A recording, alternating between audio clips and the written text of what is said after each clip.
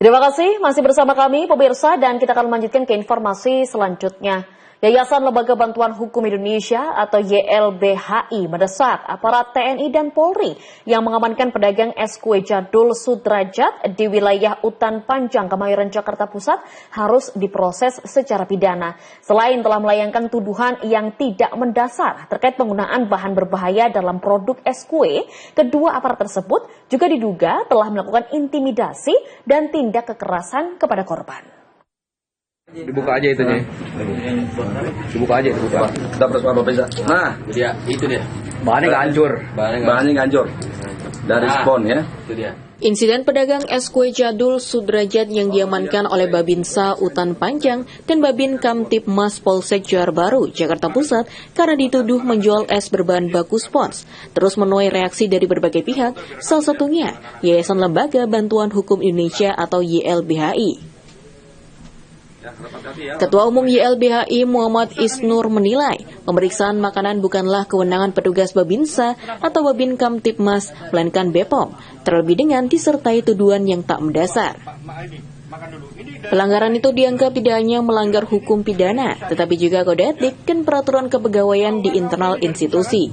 Permintaan maaf oleh kedua aparat kepada korban menurut Isnur bukanlah penyelesaian yang tepat, mengingat adanya unsur pidana dalam insiden tersebut, mulai dari menuduh tanpa dasar, menyebarkan informasi yang tidak benar, serta dugaan adanya intimidasi dan tindak kekerasan terhadap korban. Untuk itu Isnur mendesak keduanya segera diperiksa dan diseret ke meja hijau.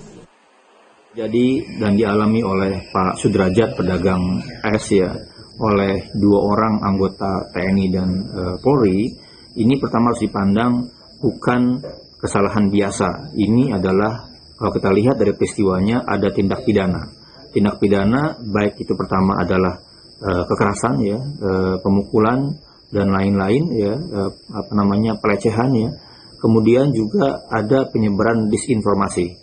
Ini jelas menyebarkan berita bohong ya, palsu kepada masyarakat tentang makanan yang dilakukan.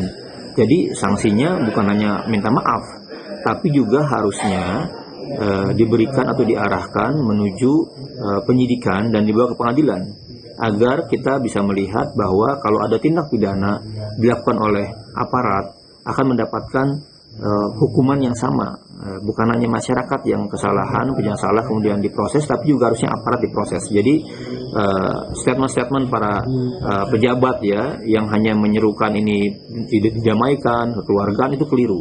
Ya harusnya segera dibawa ke proses pidana. Dibuka aja itu nih. Isnur juga menyinggung soal kehadiran personel TNI dalam urusan masyarakat sipil yang dinilai tidak sesuai dengan tugas pokoknya di bidang pertahanan.